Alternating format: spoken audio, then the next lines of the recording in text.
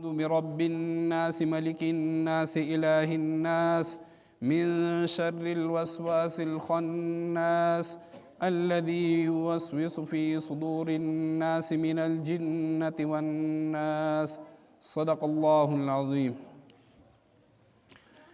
انتهائی واجب الاحترام علماء کرام او زما په دین منی مینو مسلمانانو رونو، دا ستاسو خوش قسمتی ده چې الله جل جلاله خپل کلام تکینولی او د مولانا صاحب په ذریعه باندې الله جل جلاله تاسو ته د کلام پویه راکړه. قرآن مجید دا د هدایت یو ډیوه ده، څوک هم چې دې سره نږدې کیږي روښانه کیږي، او په هر دور کې د قرآن مجید تعلیماتو نه ځان خبرول دا ضروری دی. دا زمونږ د مذهب کتاب دی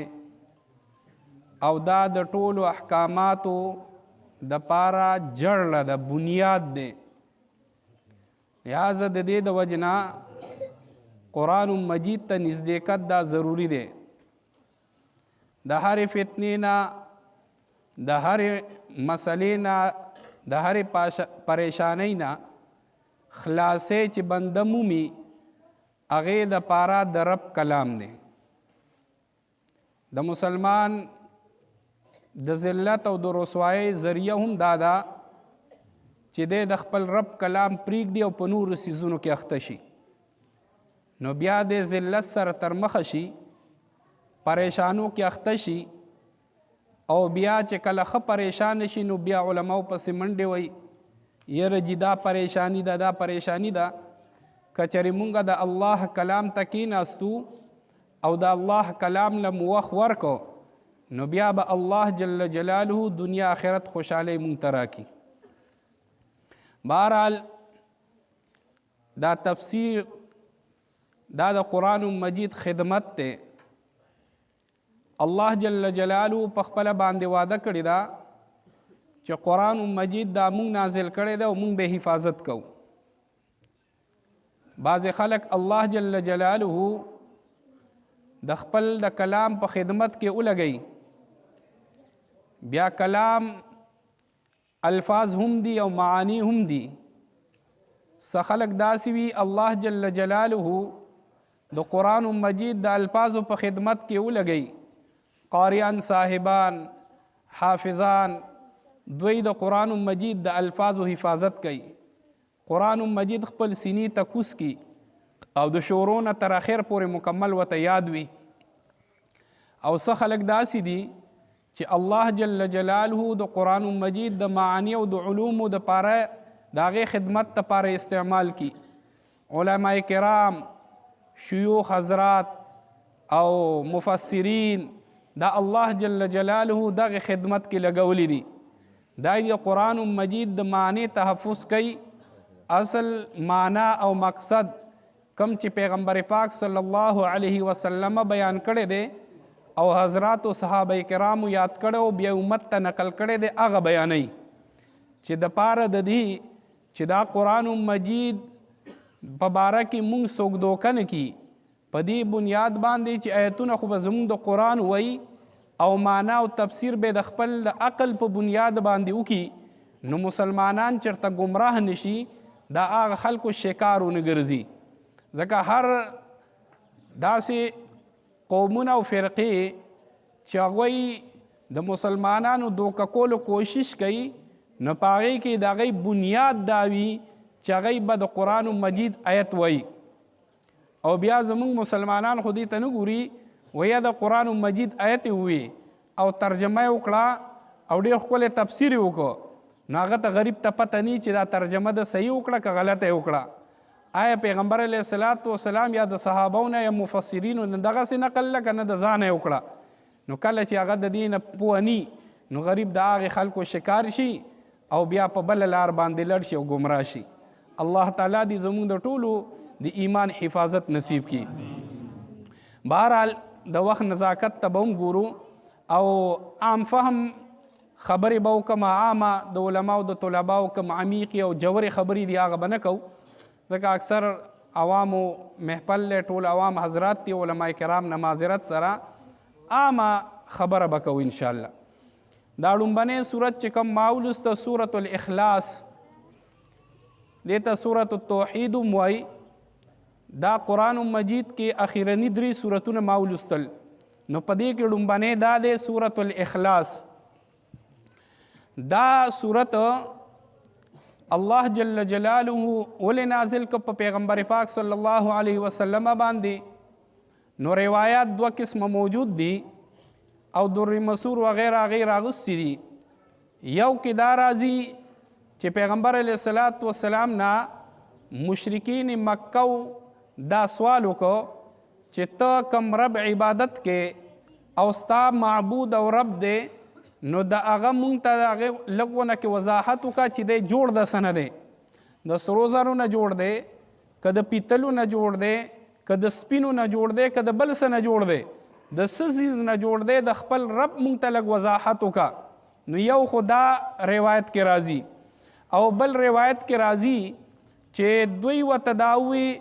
چې انصب لنا ربک د خپل رب مونږ ته لږ نسب بیان کا د چا زوی دی چا نه پیدا دی بیا د هغه نه څوک پیدا دي نسب یې لږ بیان کا. او دا هم راځي چې دوی ورته وایي مونږ ته د خپل رب صفت بیان کا د صفت ټکې هم راغلی دی روایاتو کې. بهرحال دغه سوالونه وشول. بیا علما وایي چې دا سوالونه مشرکین مکه هم کړي د مکې مشرکانو او د مدینې منورې یهودو هم داسې سوالات کړي. نو دا سوالات د هغوی په دې بنیاد باندې وو چې چونکې هغوی د کومو معبودانو عبادت کو نو هغه به یا د سرو نه جوړو یا به د سپینو نه جوړو کله به د ګټې نه به یې جوړ کو او کله به د کجورو نه پکې هم جوړ کو. بس د خپل مرضی خاوندانو خپل خدای به یې څه نه غوښتن بس هغې نه به یې جوړو. نو هغوی ذهن کې دا وه چې څنګه زمونږ دا بوتان دي دا هم د څه نه جوړ دي دا هم څه اجزا یو ځای شوي دي او زمونږ خدای ته نه جوړ شوی دی. نو نبی علیه الصلاة والسلام ته یې په دغه بنیاد باندې ووایي چې ته هم مونږ ته دا ووایه چې ستا خدای د څه نه جوړ دی. نو الله جل جلاله دا صورت نازل کو په هغوی باندې رد وکړو چې خدای د څه نه مرکب نه دی هغه یک یو ذات دی په هغه کې ترکیب او یو ځایوالی نشته چې د ګڼو څیزونو نه هغه یو ځای شول او خدای ته نه جوړ شو هغه داسې ذات نه دی. او یا دی په دې بنیاد باندې وکړو چې په عربو کې د نسب ډیر چرچه وه او دومره ډیر ماهر و په دې کې چې انسان خو انسان دی د یو څاروي به هم نسب ورته معلومو دا به ورته پته وه دا اسپه د کمې نه پیدا ده هغه د کمې نه هغه د کمې نه دومره ماهرانو دې سیز ته بس توجه ډېره وه او یاداشت هم ډېر زیات و داسې به ورته یاد و شاعرانو و په شعرونو کې هغه به استایل. نو نبی علیه الصلاة والسلام باندې دغه سوال وکړه چې ته مونږ ته نسب بیان که که نه چې د الله نسب څنګه دی. په نسب به د هغې ډېر فخر و ابا او اجداد باندې به فخرونه کول داسې د جهالت دور چې د حرم شریف ته به راللو نو په مینا او مزدلفه او په دې ځایونو کې عرفات کې په دې کې به هغه ستاینې کولې دا ابا او اجداد. نو نبی علیه الصلاة والسلام باندې دا سوال وکړو الله جل جلاله د دې ټولو سوالاتو جواب په داسې انداز وکړو چې تا قیامت به ورته خلک حیراني. الله جل جلاله دا صورت کریمه نازل کو. الله تعالی فرمایل بسم الله الرحمن الرحیم قل اوایه پیغمبره هو الله شان دا دی چې الله احد یک یو دی. قل وی اوایه پیغمبره علما وایي چې دې کې اشاره د دې خبرې طرف ته چې پیغمبر علیه الصلاة والسلام د الله تعالی د طرفه رالیږلی شوی پیغمبر دی د ځان نه دا خبرې نه کوي ان هو الا وحی یوحا دا دی چې څه وایي دا خو د الله تعالی د طرفه وحی کولی شي. نو قل کې اشاره وکړه دغې خبرې طرف ته چې دا د الله پیغمبر دی نو چې څوک د الله پیغمبر نه مني نو دی به دار اسلام نه بیا خارجي ځکه دا د الله پیغمبر دی. نو قل وایه پیغمبره هو الله شان دا دی چې الله احد یک یو دی. الله دا د الله تعالی ذاتی نوم دی او ګوره دا داسې د الله تعالی عجیبه نوم دی که نه هر نوم نه چې یو یو ټکې لرکې که نه هغه خرابیږي هغه خرابیږي یو یو ټکې تن لرکو نو کمیږي به معنی کې به هم فرق راځي خرابیږي به. او د الله جل جلاله داسې نوم دی چې که یو ټکی تن لرکې مخکې الله تعالی تینا موجود هغه تینا مراد دی. لکه الله دی الف تینا لرکه نو لله شو، لام تینا لرکه له، لا بل لام تینا لرکه هو، بس ټول هغه داسې وجیبه نوم دی د الله تعالی. په هیڅ حالت کې د الله تعالی نه علاوه نور څوک تن مراد کېدی هم نشي او معنی هم خرابېدی نشي. او دا اسم ذاتی دی الله تعالی. الله چاته وایي واسم لذات الواجب الوجود المستجمع لجميع صفات الكلام کمال. الله جل جلاله دا نوم د هغه ذات دی چې د هغه وجود واجب دی، په هیڅ حالاتو کې د هغه وجود ختمېدی دا نشي او ضروري دی، واجب دی. اوس مونږ یو که نه په دنیا کې یو نو څه او که نه یو نو څه، ډېر خلک مړېږي که نه روزانه اعلانات کېږي، او چې هغوی لړ شي دنیا کې څه نقصان نه راځي. دا نه ده چې یو سړی مړ شو دنیا کمه شوه، ستورو کې فرق راغی، کائنات کې فرق راغی، اونو بوټو کې هېڅ کې فرق نه راځي. او یو د الله جل جلاله ذات دی چې د هغه وجود واجب دی. الله جل جلاله شته نو دا هر څه موجود دي، پوره په نظام باندې چلیږي او دا هر څه په ترتیب باندې زرغونیږي، دا هر څه په ترتیب باندې موجودیږي. دا ولې چې دې پسې قدرت د الله جل جلاله دی شاته. نو الله جل جلاله داسې ذات دی او ټول صفات د کمال الله جل جلاله له حاصل دي. ټول صفات د کمال داسې یو صفت د الله جل جلاله نشته چې پای کې نقص وي. ټول صفات د کمال دي. خو زمونږ او ستاسو هم صفتونه خلق کوي، کله کله یو صفت بیان کی هم پای کې کم راوځو، هغه هم در درجه ممکن نه وي چې څومره هغه مونږ دپاره بیان کړی شي. خلک وایي ډېر کلک قاري صاحب دی او چې تلاوت وکړي نو بعضې وخت کې خطا شي. نه هغه صفت ممکن هغه مره کمال ممکن نشته دی. او د الله جل جلاله چې کم صفتونه دي نو په کمال درجه باندې دي. الله جل جلاله احد یک یو دی. نو اوس په دې باندې په هغوی باندې رد وکړو چې ګوره تاسو وی چې دا د څه نه جوړ دی، د هېڅ څیز نه نه دی جوړ، هغه یکتا دی او هغه ترکیب نه لري، هغه څه څیزونو نه مرکب شوی نه دی چې داسې ګڼ څیزونه یو شوي دي او خدای ته نه جوړ شوی دی لکه څنګه ستاسو خدایان دي. او بل دا دی چې یک یو دی، نسب هم نشته دی، پلار زوی دا لور خور دا څیزونه نشته دی، نسب یې نشته دی، یک یو دی. او په عیسایانو په ګڼو خلکو باندې ردونه رالل، څوک د الله تعالی دپاره لونه ثابتوي، لکه مشرکین مکه وایي دا په رښتینې د الله لونه دي وي. الله تعالی پرې رد وکړو چې نه، الله احد، الله تعالی یک یو دی، ګورې د هغه لونه مونه نشته دی. او عیسایان رالل، هغوی وي عیسی علیه السلام د الله زوی دی. الله جل جلاله پرې رد وکړو الله احد، الله تعالی یک یو دی، د زوی اولاد مولاد نشته دی. یهودیان را پاڅېدل، عزیر ابن الله، عزیر علیه الصلاة والسلام د الله زوی دی. الله پرې رد وکړو الله احد، الله تعالی یک یو دی. او اشاره کې وکړه چې مسلمان له پکار دی چې عقیده مضبوطه وساتي، عقیده محکمه وساتي. بنیادي څیز عقیده ده، چې عقیده یې ګډه وډه شوه بس ټول عمارت لړ. اعمالو کې کمزورتیا د الله برداشت کوي، اعمالو کې کمزورتیا برداشت کوي. موس کې کمی دی، نوافل یې ملل پوره کوي. نوافل شته قیامت کې الله جل جلاله ته به ووایي پرښتې چې د ده په دې فرضو کې کمی دی، وایي وګورئ عمل نامې والا څه نفل وغیره شته که نشته دی، وایي او شته دی، وایي دا ورسره کوي، دې نه کمی پوره کوي. نو ګوره عقیده کې کمی نه برداشت کېږي، عقیده کې کمی نه برداشت کېږي. نو اشاره د دې خبرې طرف ته چې عقیده به مضبوطه ساتو، په یو الله به عقیده ساتو. هر څه چې کوي یو الله کوي، عزت ذلت مالک یو الله دی، هر څه قادر مطلق دا یو الله دی، هېڅوک څه نشي کولی، یو الله جل جلاله هر څه کولی شي. الله صمد، الله تعالی بې نیازه دی. صمد چاته وایي؟ صمد هغه ذات ته ویل کېږي چې خلک په خپلو حاجتونو او مصیبتونو کې هغه ته رجوع کوي. او چې کوم ځای کې انخلو رجوع چاته کوو؟ الله ته کوو. خو لږونه کې معذرت سره نن مسلمان په دې کې ډېر کمزوری دی، مسلمان په دې کې ډېر کمزوری دی. رجوع الله ته پکار دی، د مخلوق پسې منډې وي. چې بیماری راشي لومبنی چا پسې منډه وو؟ ډاکټر پسې. الله مو یاد وي؟ نه دی یاد. بل مصیبت راشي چا پسې منډه وو؟ زر مولي صاحب پسې منډه وو یا عامل پسې، الې جي دا مسله ده پریشان یم سره. نو الله پسې منډه وو که مخلوق پسې منډه وو؟ او چې پریشانی را منې راشي سلک ضرورت هم پیدا شي نو چا پسې منډه و مالدار سړي پسې ضرورتونه هغه پوره کوي که الله پوره کوي په ځای د دې باندې چې موږ مخلوق پسې منډې ولې خالق پسې منډې شروع کړې نو هر څه به سم وي هر څه به سم وي نو د دې د وجې نه صمد ذات هغه دی چې الله جل جلاله ته ټول رجوع کوي په ټول حالاتو مصیبتونو آزمایښونو څه کوم چې ګیرو الله ته به رجوع کوو نو موږ ته دغه تعلیم دی د قرآن مجید چې الله ته به رجوع کوو هر څه کې به الله ته رجوع کوو سم مسائل راځي الله ته به رجوع کوو او لم یلد ولم یولد الله جل جلاله دې ځای کې په هغه خلکو باندې رد وکړو چې چا به الله جل جلاله دپاره لونه ثابتې کړي دي یا زامن هسې پکار خو دا وه چې لم یولد ولم یلد یې ویلې وې ځکه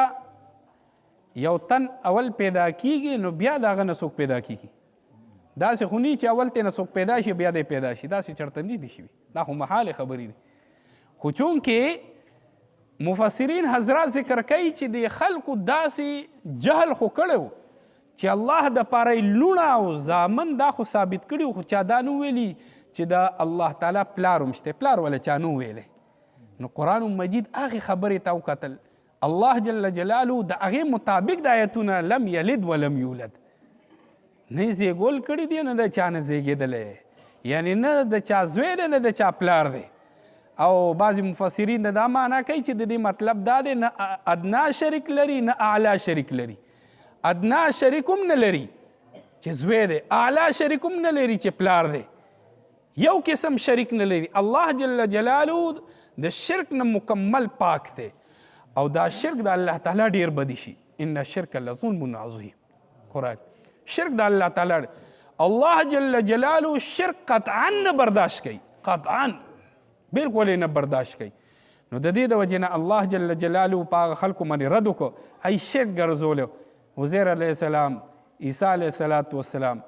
فرښتې دا به شریک ګرځول او چا به ونه تپوس وکړه د بوتانو مختلفو 360 بوتان ایښي هلکه وایي تاسو الله هم منو دا نه چې الله یې نه منو خو الله تعالی دپاره یې دا بوتان وسیلې او شاپارسیان ګڼل وی موږ چې څه دی ته ووایو دی بیا بره ته وایي لکه څنګه هندوانو نه تپوس وکړي وایي دا هر څه کوي وایي یاره دا بوتان خو وایي اوپر والا سب کچھ کرتا ہے وایي اوپر والا سب کوي خو دا ورته هغه شاپارسیان دي دا شاپارسیان هم د دین کې نشته دی دا به نه مني دا هو د الله تعالی سر شرک دی د دې د وجې نه په دغې باندې رد راغی ولم یکن له کفوا احد او نشته الله تعالی دپاره څوک همسر څوک یې همسر همسیال نشته دی الله جل جلاله یک یو ذات دی په قدرتونو په هر څه کې داسې دی څوک یې همسیال نشته دی فرعون وکړه انا ربکم الاعلی وایي زه د ټولو نه لوی خدای یم ټولو نه لوی رب یم چې بیا په سمندر کې ګیر شه نو ځان هم نشه بچ کولی سمندر کې ګیر شو نه ځان هم نشه بچ کولی ته څنګه لوی خدای چې د اوبو نه ځان نشي بچ کولی هغه اوبه چې ستا لاس داسې کړي نو پکې دن نه ځي مایه څیز دی هغې نه ځان نشي بچ کولی ځان ته خدای وایي الله جل جلاله داسې ذات دی چې هغه همسیال څوک نشته او چا چې داسې کوشش کړی دی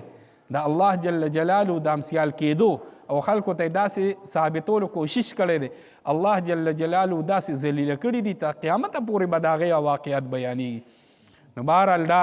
الله جل جلاله دا صورت نازل کو د دغې خلکو رد یې وکړو دا صورت ډیر کمال والا صورت دی داسې صحابه کرام په یو سفر باندې تلي و یو صحابي عادت دا چې کله به یو رکات د مونځ کو نو سوره اخلاص به خامخا وي او کله به داسې مونځ به خامخا په دې ختمو چې کله سفر نه واپس رالل نو نبي علیه الصلاة والسلام ته صحابه شکایت وکړ یا رسول الله بس زه به دا صورت ډېر را وغوښتئ پلان کې راشه تا ولې دا چل کو هغه ورته وویل یا رسول الله زما دې صورت سره محبت نبی علیه الصلاة والسلام وفرمایل وی دا صورت دا محبت پتا جنت ته داخل کی د دې صورت محبت پتا جنت ته داخل شي نو دې صورت سره مینا دا د جنت د داخلېدو ذریعه ده او ډیر ډیر وینای پکار ده دې کې ته توحید دی د الله تعالی وحدانیت دی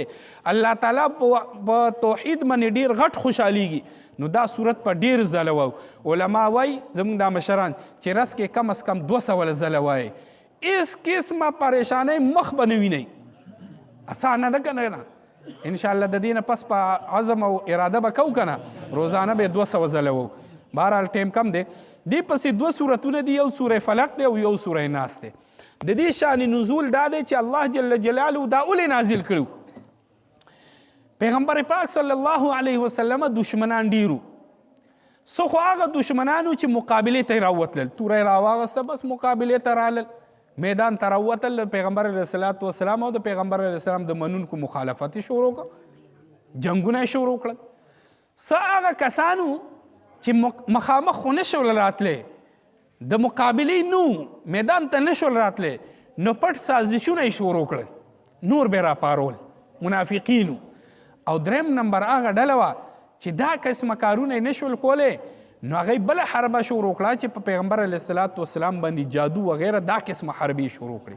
د پیغمبر علیه الصلاة والسلام مقابله په داسې شکل باندې شروع کړه. په هغې کې یو تن دی لبید ابن عاصم، څوک وایي دا یهودي و، خو څوک وایي چې نه دا یهودي نه و، د هغوی حلیف و او و منافق رزیل و بیکاره. دا او د لوڼو په پیغمبر علیه الصلاة والسلام باندې جادو کړی او د هغې دپاره د پیغمبر علیه الصلاة والسلام د ګیرې مبارکې ویښته او د منګزې غاښې را پیدا کړي. په کومه منګزه به چې پیغمبر علیه الصلاة والسلام ویښته منګزول، د هغې غاښې را پیدا کړل او په هغه غاښو کې دا ویښته به تاول او غوټې به یې ورکولې او جادو به یې کو. او د ویښته دا غوټه داسې چې دا کلاول ډېر ګراني، موږ نن سبا عامې غوټې هم نشو کلاولی، الله دې معافي وکړي، خو لکه دغه بیا ډېره ګراني، دا ډېره ګراني. نو 11 غوټې ورکړې وي او په هغې کې خپل جادو کړی په پیغمبر علیه الصلاة والسلام باندې د هغې اثر و. اوس دا مسله ده چې پیغمبر علیه الصلاة والسلام او نور انبیاء کرام دی باندې بیماری راتلی شي، تبه پې راتلی شي، زکام پې راتلی شي، دارنګې بله بیماری پې راتلی شي، خو هغه بیماری چې هغه عیب نه ګڼلی کېږي. وری هغه بیماری چې عیب نه ګڼلی کېږي، د سپکوالي او د ذلت والا نه وي، نو بیماری پې راځي. نو دا جادو دا هم یو بیماری وه، په پیغمبر علیه الصلاة والسلام باندې اثر و. ډېر خلک وایي په پیغمبر باندې د دې اثر نه، باقاعده بخاري شریف کې روایت دی اثر په پیغمبر اسلام باندې، خو دنیوي کارونو کې او دیني کارونو کې نو. دا نه وه چې د جادو د وجې نه چې کوم وحي به راتله ایتونه به ګډوډ شول، نه، په پیغمبر علیه الصلاة والسلام دیني کارونو کې څه اثر نو، دنیاوي کارونو کې اثر. ام المؤمنین حضرت عائشہ رضی الله تعالی عنها فرمایي، وایي پیغمبر علیه الصلاة والسلام باندې دا قسمه اثر و چې روټۍ به خوړلې وه، وایي ما نه ده خوړلې، کله به خوړلې وه او کله به نه وه خوړلې، وایي ما خوړلې ده، یو کار به نه و کړی، وایي دا ما وکړه، او یو کار به کړی وه به ترې نور، وایي ما نه دی کړی. دنیاوي کارونو کې دا قدرې لغونه کې اثر پې راغلی په پیغمبر پاک صلی الله علیه وسلم. بیا یو ورځې نبی علیه الصلاة والسلام د حضرت عایشې رضی الله تعالی عنها کور کې ملاستو، خوب کې ورته 2 فرښتې راغلي، یو سر ته ودرېده، دا خوب نبی علیه السلام بیا بیان کوي، 2 فرښتې را، یو سر ته ودرېده، د سړو په شکل باندې یو خپو ته ودرېده. وی دا سر والا د خپو والا نه تپوس کوي چې دې سړي له څه چل دی؟ وی هغه ورته وایي توبه په ده باندې جادو شوی دی. نو هغه ترې تپوس کوي، وایي چا پې کړی دی؟ وی لبید ابن عاصم او د هغه لوڼو پې کړی دی. وی په څه کې کړی دی؟ وی په مشتتن و مشاتتن، په منګز کړی شوي ویښتو او د ګومزې د منګزې په هغه خاښو کې پې کړی دی. وی په څه کې دی؟ وی په بیر زروان کې دی، زی اروان یا زروان دغه کویو په هغې کې دی د ګټ د لاندې. پیغمبر علیه الصلاة والسلام چې د خوب نه ویښ شو، پیغمبر علیه الصلاة والسلام صحابو ته دا بیان کو او بیا یې صحابه کرام یو 2 ولېږل، وی ورشئ د بیر زروان څخه او د هغې کې ګټ د لاندې به داسې حالات کې دغه جمع وي، د کجورې په غونچه کې هغه شګوپه کې، او هغې کې به دا قسمه داسې ویښته وي او غاښې به وي، راواخلئ. وایي دا صحابه کرام چې کله هلته لړل، د بخاري شریف روایت دا وایي د هغه کجورو باندې دور اثر و، د هغه جادو کې اوس کوی کې ایښی دی ګډ د لاندې، کاجورو باندې دومره اثر و، وی تا به وي چې د شیطان سرونه دي، داسې اثر و پې. هغه صحابه کرام لړل، هغه ګټې لرې که، هغه یې راوښکل الله جل جلاله دا صورتونه نازل کړل. پیغمبر پاک صلی الله علیه وسلم یو آیت په لوستو یو غوټه به کولاوېدله، 11 آیتونه پوره شول، 11 غوټې کولاو شي. روایت کې راځي پیغمبر علیه الصلاۃ والسلام دا بدن داسې کولاو شو لکه اوښ چې د خپلو رسونه کولاو شي، داسې کولاو شو. نو پیغمبر علیه الصلاۃ والسلام باندې دا آیتونه نازل شول او دغه جادو اثر تینا الله تعالی ختم کو. نو دغه دوا سورتونه الله تعالی نازل کړ. بسم الله الرحمن الرحیم. قل وایه ته پیغمبره اعوذ د پناه نیوم برب الفلق، په رب د سبا سره. فلک معنا شلیدل، دا سبا هم داسې تیاره وشلیږي پلک روښانه سبا ترې راوځي. نو په رب د سبا سره من شر د شر د هغه څه نه خلقات چې الله پیدا کړي دي. دې کې ټول رالل، دې کې انسانان هم رالل، دې کې پیریان هم رالل، دې کې ځناور هم دا ټول رالل. ومن شر غاسق، د شر د تیارې نه اذا وقبا چې کله دا خوره شي. تیاره چې کله خوره شي د دې د شر نه دی، که دې کوم بیا ډاکوان پیریان لړمانان ماران د هر څه را برسېره شي او بیا قسمه قسم ارادې لري او نقصان رسولو، نو په دې صورت کې دا من شر غاسق اذا وقب دې کې د دې ټولو نه پناه راله. ومن شر النفاسات، او د شر د پوک وهونکو نه فی العقد، په غوټو کې. نو یا پوک وهونکي خو الونه وي، دا بیا هغې ته اشاره ده چې هغه لبي د الونه وي، هغې پوکي وهلي نو یا هغې ته. او یا دا عام دی، بیا دا دی چې څوک وایي چې دا د نفوس صفت معنا دا ده چې سړی هم کیدی شي جادوګران او ښځې هم کیدی شي. او څوک وایي چې دا ځکه ذکر کړی دی چې چونکې دا کار د زنانو کې ډېر دی، هېڅ والا په لاس نه ورځي او خلکو کورونه خرابوي. داسې مصیبت دی، بس ورځ شپه به ګرځي دې پسې. داسې بدبخته قوم دی دا زنانه، دوی دا کار ډېر کوي او ټوله ورځ به دغې پسې ګرځي او هېڅ په لاس نه راځي د بل کورونه به روانوي. خو دا هم یاد ولرئ. یا دې سره درته یو بله مسله بیان کړم. هغه دا د بعضې خلک لړ شي کس به ورته وایي تا منې جادو دی، نو موږ څنګه به راشي یاره چې ما ته پلانکي وایي جادو دی او پلانکي در منې کړی دی. یاد ولرئ د جادو پته لګي چې په تا منې جادو دی، خو دا پته نه لګي چې چا کړی دی. او چې څوک ورته وایي چې چا کړی دی پوه شه چې یا ده کړی دی، پوه شې که نه، یا د ده په صلاح باندې شوی دی. نو بیا دا مسئله. نو لحاظه دا یو کس ما ته راغی عجیبه خلک دی، ما ته خوب کې الله ښودلی دي چې چاچي را منې کړی دی. ما دا درته الله نه دی خو یا شیطان درته وایي، کور دله روانوي، رشته دله ختموي. تاسو یقین وساتئ مال افسوس په دې راځي، وایي بس پلانکي را منې کړي دي، اما ته پلانکي ویلي دي پلانکي را منې کړي. هېڅ بېسه د چاچي او د ورواره روانې راشي، د ماما او د خورویي روانې راشي، لوی مصیبت منې خلک ته. لحاظه په دې منې اعتماد مه کوئ. دا درته ویلی شي چې او تا منې سحر دی جادو دی، لیکن کس خول دا نشته دی. الله نه به غواړو چې خدای دا اثر راله ختم کړي، بس دا علاج دی او دا صورتونه دي. نو بهرحال ډېر خلک دغه نو پوک وهونکې زنانه په دې کار کې ډېرې اخته دي. نو دې د وجې نه ده. ومن شر حاسد، د شر د حسد کوونکي نه اذا حسد، چې کله د حسد شروع کړي. ګوره دا حاسد چې کله حسد ښکاره کړی نی دوی د ځان خوري، څه کوي؟ ځان خوري، ځان دننه نه لمبه کېږي. او چې کله د حسد ښکاره کړي نو بیا بل خوري. او دا حسد ډېر لوی جرم دی. په مخ د ځمکان باندې د ټولو نه لومبنۍ ګناه د حسد شوی دی، لومبنۍ ګناه د حابیل قابیل واقعه به دی وخت نشته، یا به مې درته هم بیان کړی خو وخت نشته. نو حسد دی. او حسد باره کې حدیث مبارک کې راځي چې دی دا نیکۍ داسې خوري لکه څنګه چې دا اور خشاک خوري، داسې دا نیکۍ خوري. نن سبا الله دې معافي وکړي، مونږ کوي دا د حد درجې دی. یو سړي الله تعالی لوی صلاحیت ورکړی دی، بس ما منې نه ځایږي. دی ولې داسې دی؟ د ده ولې صفت کېږي؟ ده ولې داسې ښکلی کور جوړ کړو؟ د کاروبار ولې په ترقی دی؟ نه لکه ستا د کوری خوري، ستا د جیبه خوري، خو الله ول ورکړی دی. الله نه سوال وکړه نو خدای به تعالی هم درکړي که نه. نو حسد ډېر لوی جرم دی. نو بهرحال حسد چې کله دی ښکاره کړي نو دی بیا خلک خوري. نو دې صورت کې الله تعالی د ظاهري سید بس را ختمو مې لنډوم نو ظاهري څیزونو نه د پناه باره کې تعلیم ورکو. او دې پسې بیا بل صورت دی سوره ناس. قل وایه ته پیغمبره اعوذ زه پناه نیوم برب الناس، په رب د مخلوقاتو، ملک الناس، په بادشاه د مخلوقاتو، اله الناس، په بادشاه د خلق، معبود د خلقو. دې نومبني کې اشاره وکړه برب الناس ماشومانو ته چې ماشومان د تربیت محتاج دي. ا دې دویم کې نوجوانانو ته، نوجوان د الیکشن د دې ډېر شوقي، بس پاس پشم او کرسی به هغه به دا به نه دته دې کې اشاره وکړه دې ته او الهي الناس دې کې مشرانو ته چې مشرانو ته پکار دادي چې په دغه عمر کې تش عبادت ته کار وکړي بس دې تفسیري نه کوي نیوز دې نه ګوري سهار د ایران او د اسرائیل فیصلې نه کوي او د افغانستان او پاکستان دې د رب کلام ته کینی دې د الله ذکر ته کینی دې جمعات کې نفلونو ته کار وای دې بس دې ته اوس متوجي شي دې اجرو کې دغه ناسو د پاره دی اوس نه دی نو لہذا دې کې د اشاره وکړه من شر الوسواس الخناس د شر د وسوسې اچونکي الخناس چې په شا کېدونکي دی شیطان یادوي دا شیطان ډیر ډله دی او چې څوک د شیطان ملګري دي هم ډلګان دي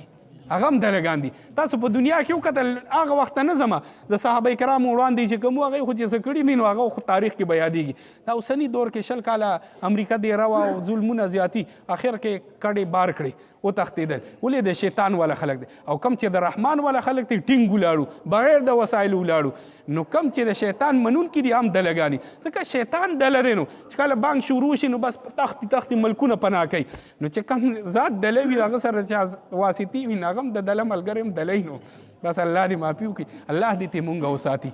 الذي يوسوس هغه چې وسوسه اچوي په صدور الناس پسینو د خلکو کې روایت کې راځي دا خرطم نه د خرطم نه داسې دغه کړي چې بنده د الله ذکر کوي که نه خرطم په شا کې او چې کله د الله د ذکر نه غافل شي نو بس لکه د سرنج په شان دی وردن نه کی نو بیا قسم قسم خیالات راځي نو ذکر ډیر پکار دی ذکر د الله نوم ډیر غستل پکار دی نو د دې نه پس د الله ذکر به ډیر کو چلتا پرتا او دس ولم ضروری نه ناستم ضروری نه هر ځای کار سره د الله ذکر کولی شو پای کې برکتی بهرحال مینا جنت والناس کده پیریانو نوی او که انسانانو نوی نو کله کله دا شیطانان پیریانو دي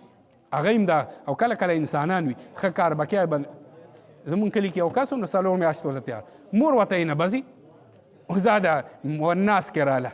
خدای دې پوه کړه زوی دې نو چېرته قیمتي به شي وخت به قیمتي شي سړي زوی به دی اوس مور ورته یې نه بځي دارنګې قرآن ته مولي صاحب څه کوي پرېږده مړه وي مولیانو ته څه لکېني دا خلک د مولیانو لرې کو دا من الجنت والناس څه د پیریانو نه وي څه د انسانانو نه وي نو دا 2 صورته دا ډېر اهم دي بهرحال دې کې نورې ډېر خبرې وي هغه ما پرېښودې اجمالا مې دوره خاکسته او ذهن ته راوسته او د دې 2 صورتونو ډېر برکت دی سهار ماښام به دا ویل غواړي مونځ پسې هم د دې ذکر هم راغلی دی هر ماښام مونځ پسې او سهار مونځ پسې درې ځله او د نبي علیه السلام معمول مبارک دا پیغمبر علیه الصلاة والسلام به چې وده کېده دا به تاک ځلې وي دا به او داسې به په ټول بدن چې کوم ځای ته به لاس رسېده نو راکاږه به چې کله په مرض الوفات کې ډېر سخت بیمارو نو لاسونو طاقت یې نو نبي علیه السلام دومره کمزوری شو عایشه رضی الله تعالی عنها فرمایي چې ما به دا 2 صورتونه وي او په لاسونو به شکر اخ لاسونو نبي علیه الصلاة والسلام په بدن مبارک په میراخ کړ نو دا زموږ او ستاسو لپاره دا عمل دی چې وده کېږئ نو دا وایي او داسې شوب کوئ او داسې په ځان باندې راکاږئ آیت الکرسي ورسره هم وایي ستاسو د بدن حفاظت ستاسو د مال حفاظت ستاسو کور حفاظت دا به هر څه وي زموږ د چم کې یو ځل غلا شوی د اخري خبره کو نو سهار له چې زه راپاسې مونځ نه راغلم مولوي صاحب نو کسانو راته وی مولوي صاحب زمونږ ګاونډي دی او بېګا چې کوم دی داسې چل شو مولوي صاحب ډو خبر هم نه دی ما ورته وایم د الله بندګانو مونږ داسې بېغمه ودي یو که نه ما که توپې راته خلاصې کړي که نه پاسونه او ما مونږ په الله باندې اعتماد دی مونږ آیت الکرسي وو ورپسې 2 صورته وو بېغمه وده شو هغه رب مو حفاظت کوي تاسو ظالمانو نو دا صورتونه نه وایئ په مخلوق مو یقین دی نو بس ټوله شپه څوکیداري وکړئ او سره د هغې نه پیل شئ دوکان یې دنوالی دی نو بهرحال د دې به اهتمام کوو که نه الله تعالی دې دا ختمونه په خپل بارګاه کې قبول و منظور کړي الله تعالی دې د مولي صاحب محنتونه او ستاسو دا ناسته الله تعالی په خپل بارګاه کې قبول منظور کړي واخر دعوانا الحمدلله رب العالمین دعا مولي صاحب تاسو وکړئ مختصر دعا مقدور شریف اللهم صل على محمد وعلى ال محمد كما صليت على ابراهيم وعلى ال ابراهيم انك حميد مجيد ربنا اتنا في الدنيا حسنه وفي الاخره حسنه وقنا عذاب النار یا الله دا کم ترجمه ختم وشي الله په خپل بارګه کې دا قبول او منظور کې د مولي صاحب دا مهنت په خپل بارګه کې قبول او منظور کې کم حضرات ته بہت ناس یا الله دا غي ناس په خپل بارګه کې قبول منظور کې کم حضرات دي اوس محفل ته راغلي دي یا الله د دې خپل بارګه کې قبول او منظور کې او یا الله د دې محفل په برکت سره قرآن علم مونږ ته نصیب کې کې د قرآن ترجمه مونږ ته اسانه کې قرآن باندې پوهه راته راکې او یا الله په قرآن باندې عمل کوونکي مو جوړ کې او یا الله د قرآن مجید په برکت سره حاضره مجمع کې د چا چې څومره شرعي حاجات دي خپل در نه پوره کې یا الله څومره چې پریشان حل پریشانۍ ختم کې د چا چې اولاد نشته نیک عمل صالح اولاد نصیب کې چا زنانه اولاد نشته زنانه اولاد نصیب کې چا نارینه اولاد نشته نارینه اولاد نصیب کې چا اولاد شته خو تابعدار نه دی الله د مور او پلار د پاره تابعدار کې یا الله د مور او پلار د پاره د سرګو یا خواله کې یا الله چا مری چې قرضونه دي په خپل فضل و کرم سره قرضونه ختم کې یا الله چې څومره بیماران دي په مقدس مکه مسلمانان یا د حاضر مجمع کې ټولو بیماری په خپل فضل و کرم سره ختم کې یا الله زموږ روحاني بیماری ختم کې زموږ جسمانی بیماری ختم کې او یا الله د چا چې خپل کورونه نشته ذاتی کورونه نصیب کې یا الله چا خپل کورونه وي یا الله پتنګ دي پراخه کورونه نصیب کې چا کاروبارونه دي حلال روزګار د ټول نصیب کې په کاروبارونو کې برکت نصیب کې یا الله چې څوک په حالت د سفر کې دي که د دین د پاره دي کله حلال مال د ګټلو د پاره دي د سفر د صعوبت نه وساتي او یا الله د سفر د مشقت نه وساتي او یا الله حلال روزګار د ټول نصیب کې یا الله چې څوک د دین کار کوي او یا الله طریقې د شریعت مطابق ته یا الله د هغې محنتونه خپل بارګاه کې قبول او منظور کې یا الله ثمرې او نتیجې په مرتب کې او یا الله رڼاګانې ترې خورې کې یا الله ضرورت خپل در نه پوره کې کم مجاهدین مجاهدات اعلی کلمت الله دپاره جنګي حامی او ناصر شي محنتونه یې بارور کې فتح او نصرتونه یې نصیب کې او یا الله چې کم ضرورت د خپل در نه پوره کې څومره مجاهدین مجاهدات عام مسلمانان اندرون ملک بیرون ملک چرته هم جیلونو کې د خدای ټولو ته رهایي نصیب کې او یا الله چې څومره مسلمانان د آدم علیه السلام نه تر اوسه پورې وفات شوي دي یا الله د ټولو بخښنه نصیب کې یا الله قبرونه منور کې یا الله دا مسجد سره چې څومره متعلقین دي یا الله د چا چې څومره نارینه زنانه واړه وي څومره وفات شوي دي یا الله هغه ټولو ته قبرونه منور کې یا الله آخرت منازل ورته اسان کې یا الله د حاضر مجمع کې چې څومره علما کرام دي ټولو علومو کې برکت نصیب کې څومره قرآ حضرات دي مزید د قرآن د تلاوت او د قرآن د ترقی ورته نصیب کې او یا الله مونږ ته علم راسخ نصیب کې یا الله ټولو ته اخلاص نصیب کې تقوا للهیت راته نصیب کې یا الله د دې قرآن مجید د ختم په برکت سره کوم ځای چې مسلمانان یو بل سره نښتي دي خدای د هغې انښته بند کړي یا الله یو بل سره الفت او محبت پیدا کړي خدای یو بل ته نږدې کړي خدای د کافر خلاف په سب کې یو کې او یا الله کوم ځای چې کافران په یو بل انښتي دي خدای نور هم تیز کړي خدای تر مرګ پورې یو بل سره انخلولې کې یا الله د توجه د مسلمانانو ختمه کې یا الله کوم کافران دا یا د کافران علایکار چې د مسلمانانو خلاف سازشونه کوي خدای هغه سازشونه په هغې باندې واپس کړي او یا الله مسلمانان د هغې د سازشونو نه محفوظ او مامون وساتي خدای چې څومره اسلامي مملکتونو ټول د امن ګهواره کې خدای زموږ د عمل کې یا الله د دې حفاظت نه کوي یا الله د دې حفاظت کوونکي حفاظت وکړي یا الله زموږ د دعاګانې په خپل بارګاه کې قبول منظوري کړي او یا الله د نبی علیه الصلاۃ والسلام شفاعت د ټول نصیب کړي د نبی علیه الصلاۃ والسلام مبارک لاسو حوض کوثر وبد ټول نصیب کړي د نبی علیه الصلاۃ والسلام ګاونډیتوب په جنت الفردوس کې نصیب کړي د نبی علیه السلام مبارک لاسو کې کوم جنډه وي هغې لاندې کوم سپونه ولاړ وي په هغه سپونو کې مشامل حال کې یا الله خپل رضا خپل دیدار راته نصیب کړي یا الله د دې وخت د فتنو نه محفوظ او مامون وساتي هر قسمه فتنه چې نبی علیه السلام ورته فتنه ویلې ده یا الله د هغې نه حفاظت نصیب کړي او یا الله چې چا مونږ ته د دعاګانو ویلي دي یا مولانا صاحب ته ویلي دي قاریانو صاحبانو ته ویلي یا نورو ملګرو ته ویلي دي یا ویل غوښتل خو موقع میلاو نه شوه یا ونه ویلی شول خدای د چا چې څومره حاجات دي الله خپل در نه پوره کړي یا الله چا چې څومره حاجات دي خپل در نه پوره کړي او یا الله مونږ قرآن خوانه کړي یا الله مونږ قرآن خوانه کړي یا الله د ذکر توفیق راکړي په پیغمبر پاک صلی الله علیه وسلم د درود ویلو توفیق راکړي او یا الله د استغفار ویلو توفیق راکړي یا الله خپل در ته مو بار راوستلی کې یا الله خپل در نه مو مشړي خدای خپل در نه مو مشړي یا الله زموږ دا دعاګانې په خپل بارګاه کې قبول او منظور کړي وصلی الله تعالی علی خیر خلق محمد و آله وسلم